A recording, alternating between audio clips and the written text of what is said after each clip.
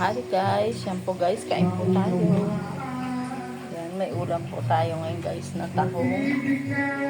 Nakabili po tayo ng tahong guys. Yan po, inisa po natin sa bawang, sibuyas, luya na may tanlad guys. Yan.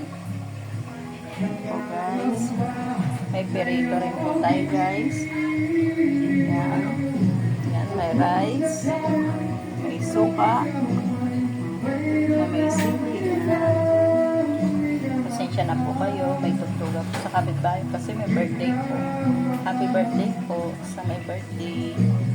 Yan po, may rambutan din po tayo guys. Yan. Kain tayo guys. Yan na. So, kain po tayo guys.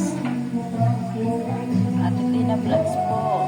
Pakislike pa ano naman po natin. Manood po kayo ng aking YouTube. Ate Tina Vlogs.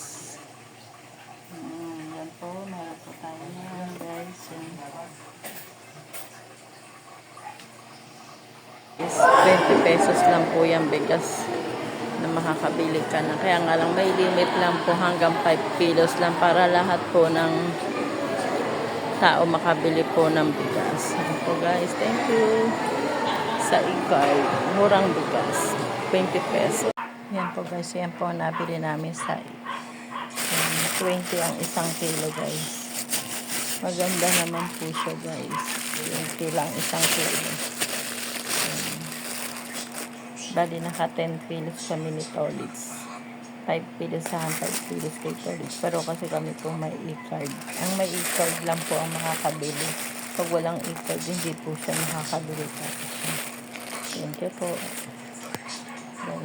Kahit sa 20, meron na po. Guys, yan po guys. Magdidilig po tayo ng ating halaman. Yan. Pipitas din po tayo ng kalamansi para po mamaya sausawan po natin sa perito. At ilalagay ko rin po sa nabili kong pansit, malabok.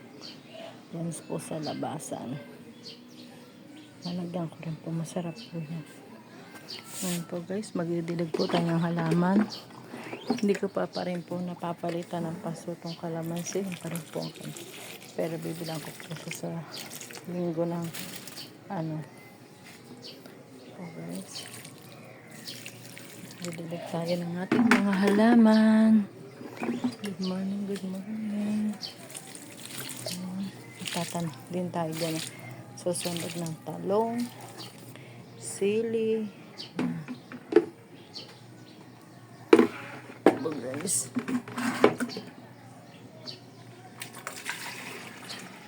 nakakamatis. Bibili po ko ng pananim. Ayan. Pasensya na kayo, may sampay po na kumot. Ayan.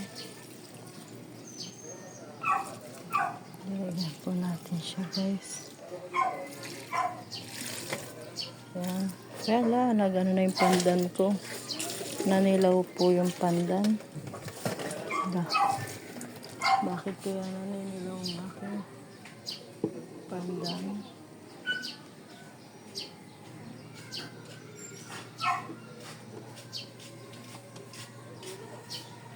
At ayun pala. At ayun. Kulimlim po. Ayan. Medyo kulimlim. Magandang hapon guys. Ito guys, magluluto po tayo ng adobong manok. Ito po ang ating ulam sa hapunan.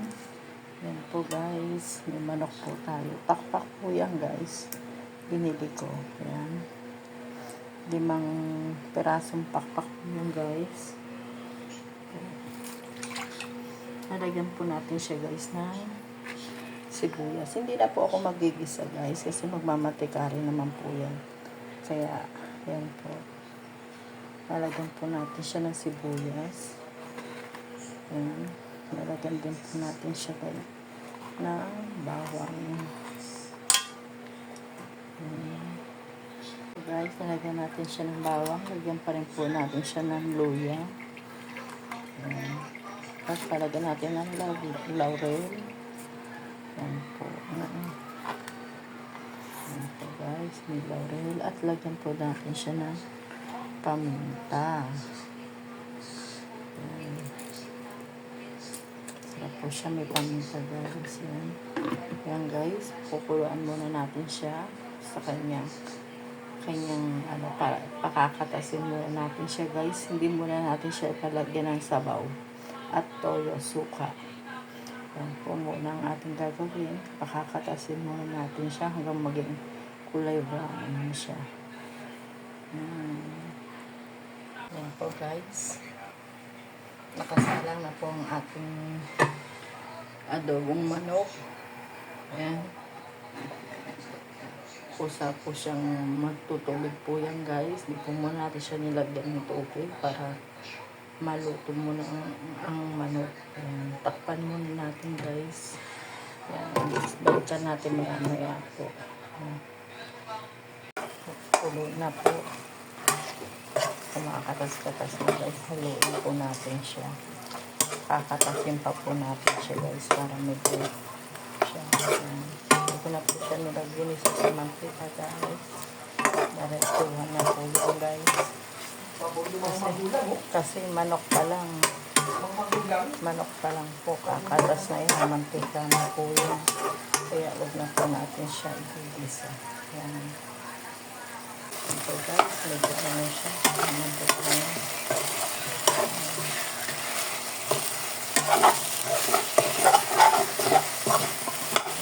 Hindi na siya lagyan ng ano.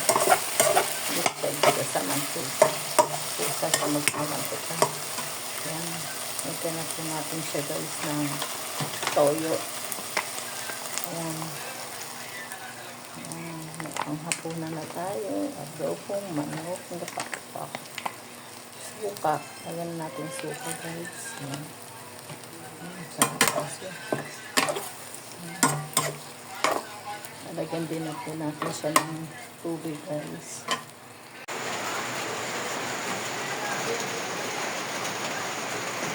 Guys, talagyan natin siya ng tubig. Pakukuloyin pa po natin siya. May kilagyan po natin siya ng maraming sabaw. Para maluluto siya maigi. Tatakpan po natin siya guys. Tatakpan po natin siya.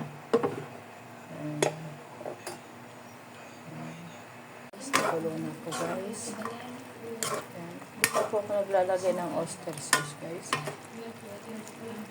Parang ayaw ko kasi ng lasa ng oyster sauce sa adobo. Gusto ko yung talagang adobo, suka, toyo, paminta, bawang sibuyas lang po at laurel. Diba nung araw naman guys, ganun na naman po ang adobo talaga. Sa konting asukal. Yan lang po talaga ang adobo ko. Hindi na po naglalagay ng oyster sauce. Paano yung pa po natin guys. Pero titikman ko kung medyo maalat. Okay lang guys. Lagyan ko na asukal po yan guys.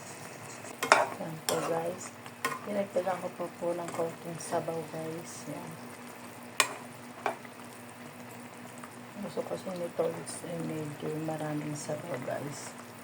Tapos nilagyan ko rin po siya ng sili. Sili po yan. Ay, konting luto na lang po yan. Luto na po yan guys.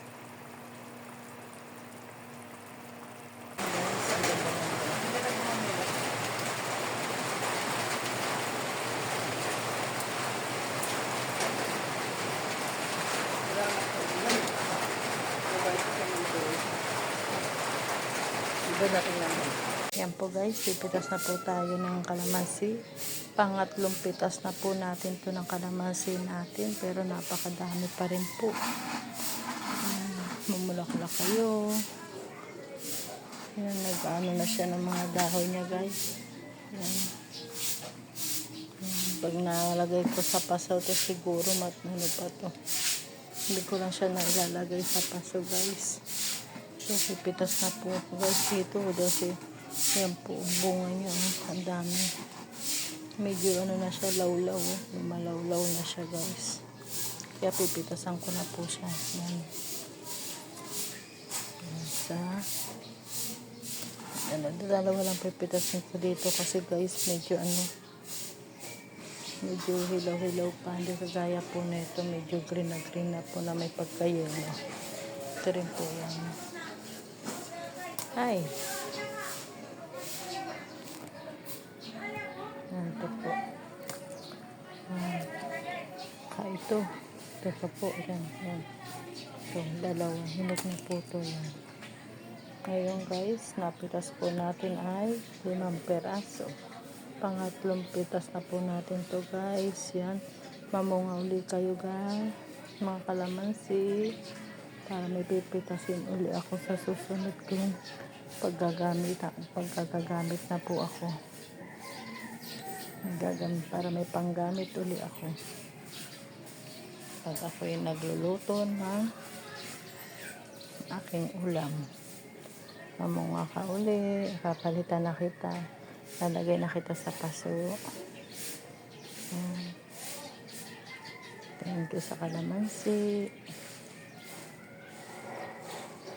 Yan po guys, luto na po yung adobong manok. Yan po, nahangaw ko na po yan guys. Yan po, gusto po kasi nito is medyo may sabaw po. Kain po tayo guys, ang hapunan. Magandang gabi po sa inyong lahat. Kain po tayo.